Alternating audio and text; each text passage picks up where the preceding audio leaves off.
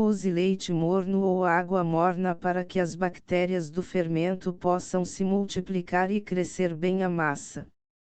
Cuide para não usar o leite muito quente e matar as bactérias, assim o pão não vai crescer. É preciso desse calorzinho para que o fermento funcione e o pão fique fofinho. É importante respeitar os tempos de descanso e crescimento da massa. Se o clima estiver frio, deixe a massa descansando dentro de um forno, ligado bem fraquinho e com a porta entreaberta. Essa massa é muito boa de se trabalhar. Ela já começa a fermentar enquanto ainda estamos manipulando-a. Você pode somente amassá-la por uns 10 minutinhos, não precisa sovar nem fazer muito esforço. Não deixe a massa dura, ela fica pegajosa mas não grudenta. É na hora de mexer que damos ponto na massa, por isso não acrescente toda a farinha de trigo de uma só vez.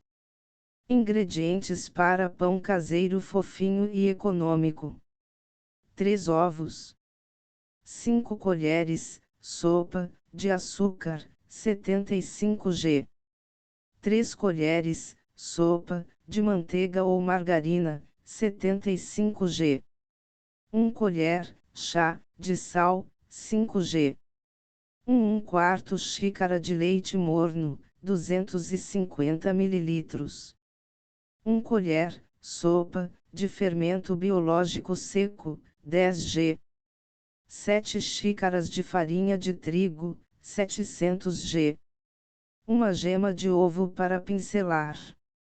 No liquidificador, adicione os ovos, o açúcar, o fermento seco, a manteiga, o sal e o leite morninho. Bata por 2 minutos. O leite não pode ser muito quente, senão mata as bactérias do fermento. Trigo aos poucos. Transfira o conteúdo para uma vasilha e adicione um pouco da farinha de trigo, e vá mexendo com uma colher. Vá adicionando o trigo aos poucos e mexendo até que a massa fique pesada. Mexer a massa. Polvilhe trigo em uma superfície e coloque a massa. Polvilhe trigo na massa também e vá mexendo com as mãos, até que fique uma massa lisa e bonita, não precisa sovar, é uma massa fácil de trabalhar. Deixar a massa descansar. Faça uma bola com a massa e deixe descansar num recipiente coberto por 1 hora. Dividir a massa. Divida a massa do pão em 2 partes, mexa mais um pouco e abra uma delas com um rolo de macarrão. É fácil, a massa não vai grudar. Enrolar e deixar no formato de pão.